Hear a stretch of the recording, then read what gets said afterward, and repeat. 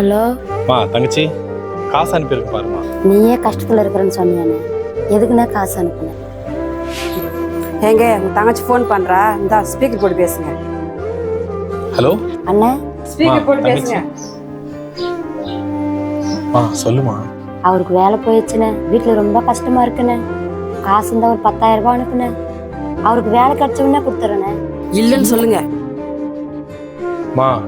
அண்ணன் எவ்வளவு கஷ்டத்துல இருக்கு உனக்கு தெரியாதாம்மா?